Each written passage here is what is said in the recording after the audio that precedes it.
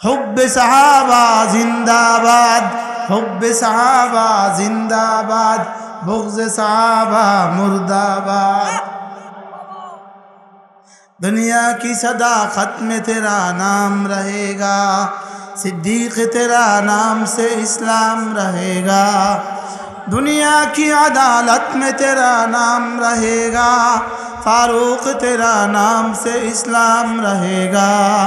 दुनिया की सखावत में तेरा नाम रहेगा, उस्मान तेरा नाम से इस्लाम रहेगा। दुनिया की सखावत में तेरा नाम रहेगा, दुनिया की सखावत में तेरा नाम रहेगा। उस्मान तेरा नाम से इस्लाम रहेगा। दुनिया की शजाअत में तेरा नाम रहेगा, हैदर तेरा नाम से इस्लाम रहेगा। दुनिया की विलायत में तेरा नाम रहेगा, हैदर तेरा नाम से इस्लाम रहेगा। हुब्बे सहाबा जिंदाबाद, बुग़्ज़े सहाबा मुर्दाबाद। हुब्बे सहाबा जिंदाबाद, बुग़्ज़े सहाबा मुर्दाबाद। अज़मत सहाबा, अल्लाहर कसम, আজমতে সাহাবা বলা যদি কেউ কথা বলতে চায়, কিয়ামত কায়েম হবে, আজমতে সাহাবা বলা শেষ হবে না। বাংলাদেশের জনৈক ব্যক্তি আজমতে সাহাবার উপরে, ইদানিংকার জনৈক ব্যক্তি আজমতে সাহাবার উপরে তার বড় বিদ্বেষ। তো এবার মক্কা শরীফের রমজানে আমার সাথে তার দেখা হলো। তো তার চেহারাটা দেখার সাথে সাথে আমার ঘৃণা লাগলো। আমার কাছে মনে হলো যে আলহামদুলিল্লাহ, যালিকা হুয়া আইনুল ঈমান, এটা ঈমানের পরিচয়। আমার নেতার সমালোচনা করলে আমার খারাপ লাগে, লাগে না? লাগে না? আমার ছাত্রের সমালোচনা করলে আমার কি লাগে? আচ্ছা, ছাত্রের সমালোচনা মানে কি? ওস্তাদের সমালোচনা। ছাত্রের সমালোচনা মানে কি?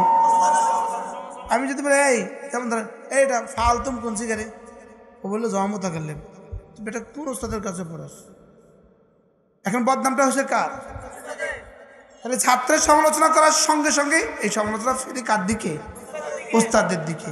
তো সাহাবাদের সমালোচনা করার সঙ্গে সঙ্গে এই সমালোচনা ফিরে রাসূলের দিকে। কার দিকে? রাসূল পাক সাল্লাল্লাহু আলাইহি ওয়াসাল্লামের দিকে। সাহাবাদের সমালোচনা কেমনে আমার বুঝো দরকার হুজুর। সাহাবাদের সমালোচনা করে আবার একটু পরে পরে আন আবি হুরায়রা রাদিয়াল্লাহু তাআলা আনহু, একটু আগে সাহাবাদের সমালোচনা করছে, এখন আবার কয় আন আবি হুরায়রা রাদিয়াল্লাহু তাআলা। কি এদের দিমাগে কুত্তা পেশাব করছে। যারা সাহাবাদের সমালোচনা করবে এদের দিমাগে কুত্তা পেশাব করছে। এই জন্য সাহাবাদের সমালোচনা করা যাবে না। বলেন কি বলছি? বলেন